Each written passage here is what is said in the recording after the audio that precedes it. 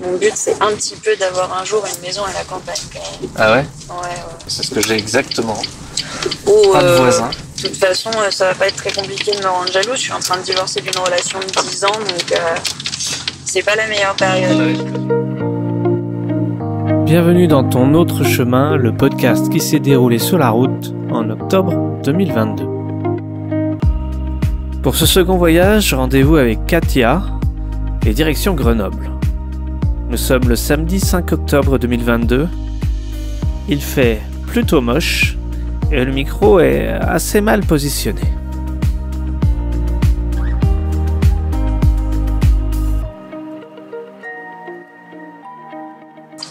Et toi donc?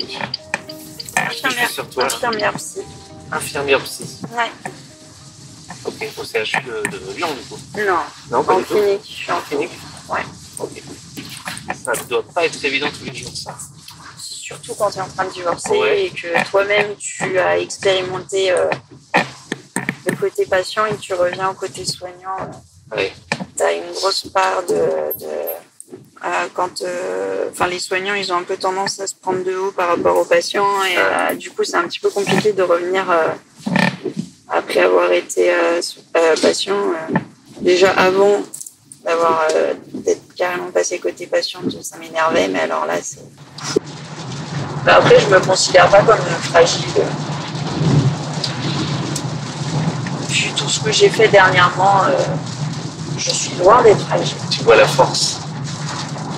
C'est pas facile de quitter quelqu'un après 10 ans quand t'es dépendante affective. C'est vraiment pas facile. C'est toi qui es parti alors? Ouais, c'est moi qui suis partie. J'ai perdu 2 amis déjà. Rien que ça fait pas du bien, alors qu'il n'y a pas de camp. Enfin, on n'est pas du tout dans l'optique, on se déteste, voilà. Et puis après, j'étais dépendante affective, donc c'est très dur d'apprendre à vivre. Enfin, moi, je me suis mise avec, j'avais 19 ans. Donc en fait, j'ai connu que ça, être en couple. Donc là, je me retrouve dans un appart à être toute seule, à décider tout toute seule, et ça fait très bizarre en fait. Là, dernièrement, j'ai repris le taf, et quand on m'a sorti, il faut que tu poses des congés. J'étais là, je sais quoi, poser des congés? Il faut que je décide toute seule quel congé je vais prendre, à quel moment je vais prendre des vacances, où je vais aller, avec qui. Ah, qu'est-ce que c'est que ce bordel? Je suis pas prête. C'est assez rigolo. Ça fait depuis mai qu'on est séparés. Déjà le divorce c'est le 20 là, enfin. Ça fout le cafard même si je le veux. Mais j'ai un peu le vague à l'âme quand même parce que c'est quelqu'un que même si je suis plus amoureuse de lui, c'est quelqu'un que j'aime encore énormément. C'est 10 ans, c'est un tiers de ma vie quoi. C'est vraiment... Et encore, il y a un tiers de ma vie, je m'en rappelle à peine. En fait, techniquement, c'est les 2 tiers dont je me rappelle. C'est la moitié dont je me rappelle. Donc, non, c'est compliqué. Il n'aimait pas le poisson, il n'aimait pas les crustacés, il n'aimait pas la vanille, il n'aimait pas les fraises quand elles étaient cuisinées, il aimait les fraises que quand il y avait de la terre dessus. Il n'aimait pas trop les oignons, pas trop l'ail, pas trop le persil. Après, je pense qu'il s'est aussi habitué. Genre, les oignons, au début, c'était vraiment l'enfer. Sauf que, à force, on en mettait toujours un petit peu parce que moi, je peux pas... un plat sans oignons, c'est pas possible. Donc, à la fin, on finissait par en mettre quand même. Mais toujours moins que j'en mets aujourd'hui, quoi. Ah, mais maintenant, je mets des oignons de partout, c'est une catastrophe. Des oignons, de l'ail, j'en mets plein. Je revis.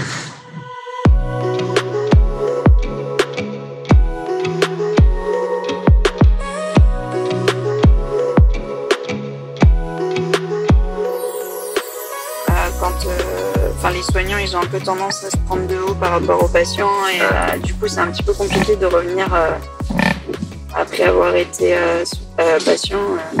Déjà avant d'être carrément passé côté patient, ça m'énervait, mais alors là, c'est fou. Déjà, il va falloir que les vieux infirmiers psy partent à la retraite parce qu'ils sont tellement gavés de psychanalyse que c'est la catastrophe.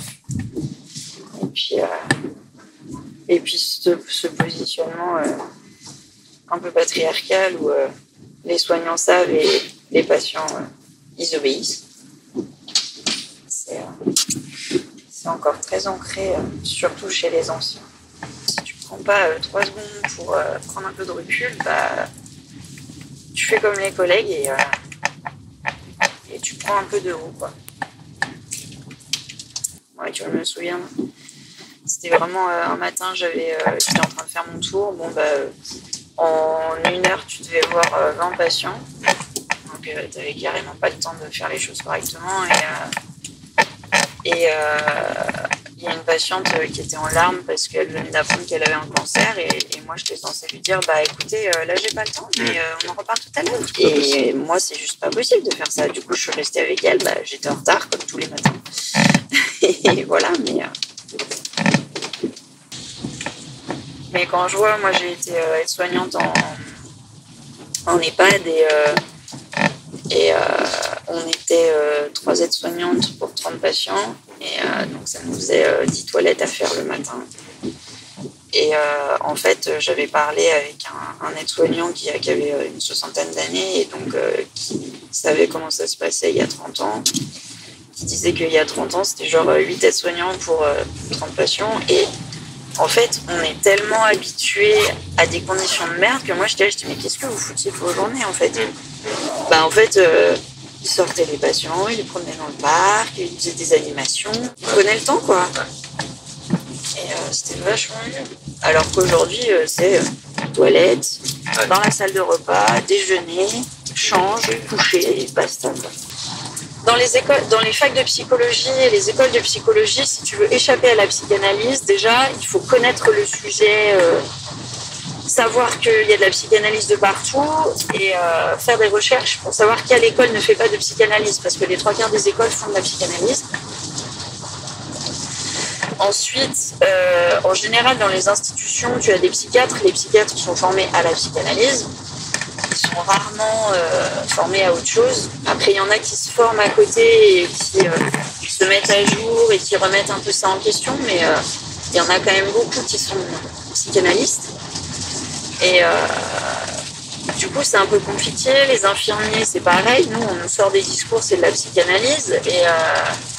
Et en fait, on ne nous apprend pas à avoir de l'esprit critique, à essayer de chercher si les thérapies sont efficaces, si elles ont prouvé leurs efficacités, etc.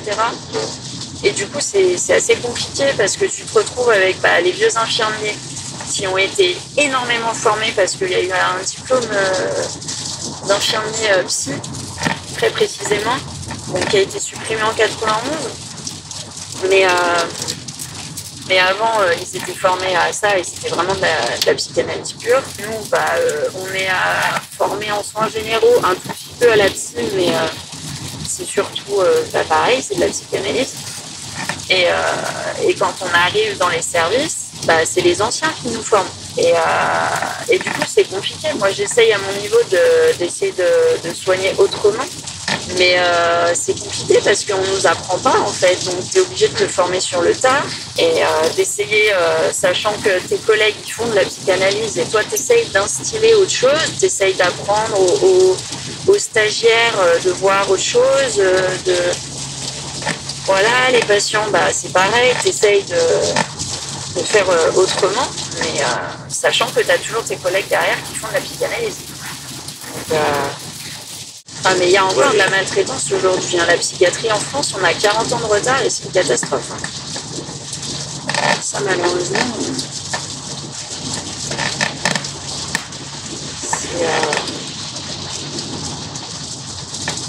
c'est compliqué, quoi. C'est un vaste sujet. En fait, il y a des nouveaux courants qui émergent, qui sont super intéressants, mais qui ne sont pas encore très bien appliqués. Par exemple, moi, ma clinique, je sais que j'ai essayé d'en parler et on m'a sorti « Non, mais ça, c'est pour les schizophrènes, c'est pas pour les dépressifs et les anxieux. » Si, en fait. C'est pas juste pour certains types de pathologies. Et en fait, tu pars des forces et des atouts des patients et des patientes et tu essayes de les valoriser et de les aider à trouver par eux-mêmes comment gérer leur maladie, comment se connaître comment s'adapter quand on sent qu'on va mal, au lieu de les rendre dépendants de la psychiatrie en fait. C'est vraiment leur apprendre à être indépendants, à pouvoir s'insérer, à guérir du fait qu'ils ont été discriminés pendant des années, parce que ça, c'est une réalité. Et c'est vraiment un courant qui est extraordinaire. Mais en France, c'était une psychiatre qui était pour le coup une bonne psychiatre du Finatier qui m'expliquait que quand les patients et les patientes venaient, au lieu de les hospitaliser, ils faisaient de l'ambulatoire. Et là, pour le coup, c'est bien de faire de l'ambulatoire parce qu'en fait, quand tu hospitalises quelqu'un, il peut perdre plus facilement son travail, donc se retrouver dans de la précarité. Il peut y avoir des problèmes de logement, donc pareil, il se retrouve dans la précarité et il peut plus sortir du service parce qu'en fait, il n'a plus rien. Alors que si tu le laisses habiter chez lui, garder son travail, même si c'est à mi-temps, au moins il garde un lien avec la société, on va dire entre guillemets, et du coup ça lui permet de ne pas être complètement exclu par sa prise en charge. Tu favorises en fait totalement l'indépendance de la personne au lieu de la rendre encore une fois dépendante du service de soins. Si tu veux aller voir sur Wikipédia, je vais faire un peu ma pub. J'ai fait la page Wikipédia sur la schémathérapie. Et en fait, ça part du principe que dans ton enfance, avec les expériences que tu as, notamment avec tes figures d'attachement, donc tes parents, tes grands-parents, etc., tu te formes des croyances sur le monde et tu crées ce qu'on appelle des schémas précoces. Et en fait, si ces schémas ils sont dysfonctionnels, tu vas créer des stratégies d'adaptation pour essayer de moins souffrir. Et en fait, plus tard, ça peut créer des souffrances. Et du coup, ce qu'on cherche à faire, c'est à repérer quels sont les schémas qui créent de la souffrance pour essayer de les déconstruire un petit peu. Parce que derrière, tu as tout un système de croyances, de stratégies d'adaptation qui n'est pas forcément adapté. Et du coup, ce qu'on cherche à faire, c'est faire émerger ce qu'on appelle l'adulte sain. C'est-à-dire qu'il y a qui arrive à repérer que là, il y a un schéma qui influe ta façon de voir le monde. Et du coup, d'essayer de s'adapter de la manière la plus saine possible. Tu vois, par exemple, quelqu'un qui a une peur panique de l'abandon, il peut avoir une stratégie où il se met à s'énerver sur la personne pour lui demander de la rassurer, etc. Alors que en fait, c'est pas un comportement sain. Ça risque de faire que la personne, par exemple, elle risque de l'abandonner ou voilà, et de renforcer son schéma encore.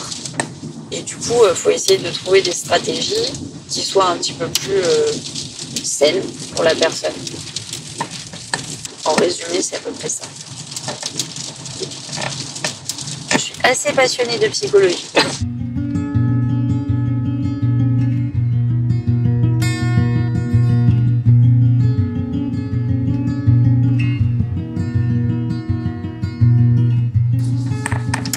Ce serait l'intérêt de salaire à vie, là où tu pourrais faire vraiment ce que tu veux. Moi, s'il y avait le salaire à vie, je sais que je ferais pas ça parce que, en fait, j'entends tellement de choses que les collègues disent qui me rendent vraiment littéralement malade. Je préférerais aller bosser dans une asso, type la SPA ou type le Refuge ou type Chrysalide pour aider les personnes transgenres ou... Enfin voilà quoi, des trucs où vraiment, plutôt que d'être au milieu de gens qui jugent, là... moi j'adorerais bosser avec des chats toute la journée. Mais... Non, puis même, moi j'adore essayer d'apprivoiser un chat, vraiment détecter les signaux qu'il t'envoie sur est-ce qu'il veut ou pas. J'ai regardé plein de vidéos de comportementalistes de chats et vraiment c'est un truc, ça me passionne. Et t'as plein de gens, ils s'énervent parce que leur chat, mais d'un coup il mord. Mais en fait, c'est parce que t'as pas essayé de comprendre son langage. Ça fait 5 minutes qu'il te dit qu'il veut pas et que tu l'énerves. Donc oui, à un moment donné, il s'énerve vraiment, quoi. Et je trouve ça vraiment fascinant. Je je me rappelle, il y a une série que j'adore. Et à un moment donné, ça m'avait choquée parce que je l'avais pas vu les premières fois où j'avais regardé les épisodes et tout. Mais à un moment donné, elle dit un enfant, c'est pas comme un chien. Si t'en as marre, tu peux pas l'abandonner sur le bord de la route. Et moi, j'étais, mais non, mais même un chien, tu peux pas en fait. Non, ça marche pas comme ça. Enfin, tu pèses le pour et le contre avant. Là, il y en a plein pendant le Covid qui ont eu des animaux juste pour pouvoir aller se promener, pour se divertir chez eux. Et puis, une fois que les confinements étaient passés, il y a eu une vague d'abandon. Parce qu'avec mon ex, on avait 2 chats. Et on a eu les premiers temps, il était vraiment infernal la nuit. Et en fait, il a fini par comprendre que la nuit, on dormait. Et il ne nous réveille pas, en fait. C'est genre, le soir, on fait des câlins. Au lever, on fait des câlins. Mais la nuit, tant qu'on ne se réveille pas et qu'il nous laisse tranquille. Bon, la Minette, au début, quand on l'a eu, parce qu'on l'a eu tout bébé, elle me réveillait la nuit pour avoir des câlins. Et moi, j'arrivais pas à lui résister. Mais maintenant, c'est câlin au coucher. Après, elle va dormir, elle fait sa vie, elle me laisse dormir. Je trouve ça hallucinant. Et puis, c'est vraiment... quand t'as mon réveil qui sonne, elle accourt et elle réclame des câlins. Elle a vraiment repéré le truc. C'est trop mignon. Parce que j'ai un pote qui habite avec sa mère. Et 2 fois, sa mère, on lui a rapporté des chats... un peu abîmés, un peu perdus. Voilà. Ah, il y en a un, elle l'a littéralement sauvé. Il avait tellement perdu de poids... qu'il était squelettique et quand il a recommencé à bouffer, il a eu des diarrhées parce que son système digestif était plus habitué à bouffer, quoi. Et elle devait lui donner à bouffer toutes les 3 heures, y compris la nuit. Et il était vraiment aux portes de la mort, quoi. Et maintenant, il a repris du poil de la bête. C'est un chat normal, quoi. Il n'est pas squelettique. Est-ce qu'il est reconnaissant? Ouais. Quand elle n'est pas là, il la cherche. Les chats. Tu tends la main? Non, j'ai pas envie. Ah bah c'est comme les humains, faut respecter le consentement. C'est très bien.